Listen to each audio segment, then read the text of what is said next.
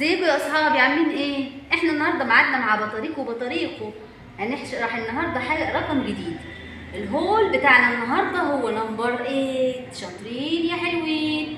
نمبر 8 دوت هو الهول بتاعنا. عايزين نقسمه بقى لبارتس، بارت هنا وبارت هنا، والاتنين لما نجمعهم مع بعض يدينا الهول اللي هو نمبر 8. طيب اول حاجه انا هاخدها ان هو بارت نمبر 0. ده 0 يعني ايه يا اصحابي؟ 0 يعني مفيش اي حاجه معانا ولا قفلنا ولا صباع. يلا نعد لغايه لما نوصل لنمبر 8. ليتس كاونت. هنعمل ايه؟ يلا نعد مع بعض. كاونت 1 2 3 4 5 6 7 8. يبقى احنا عشان نوصل لنمبر 8 من الزيرو مضطرين نعده لغايه 8. يبقى 0 بلس 8 هو هيعمل لنا الهول اللي هو نمبر 8. 0 8 لو حطيناهم على بعض هيكملوا بعض ويجيبوا نمبر 8. طيب تعالوا نعمل حاجه تانية.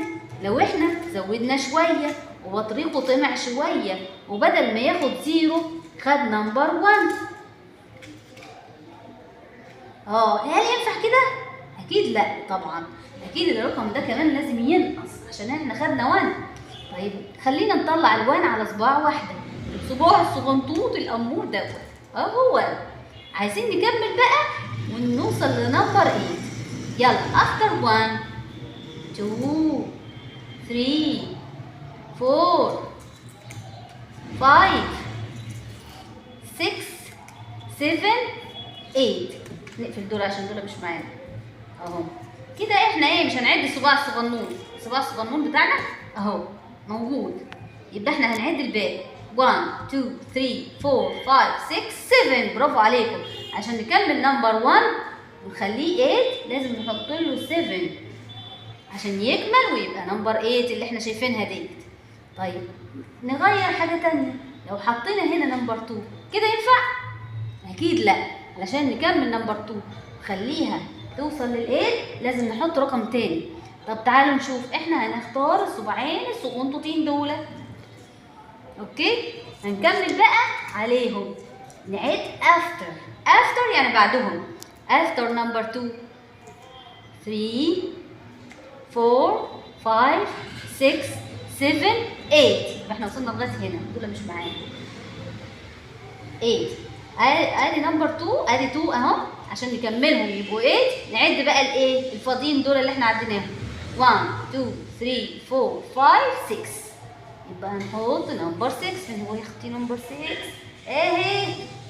يبقى 2 بلس 6 ادينا 8. بارت 2 بارت 6 لما جمعناهم مع بعض اعطانا الهول اللي هو 8 في بطريقه. طيب خلينا ال8 برضو مكانها ونحوشها. نحط نمبر 3. فينك يا نمبر 3؟ فينك يا نمبر 3؟ دوروا معايا يا اصحابي. هل هو ده نمبر 3؟ لا.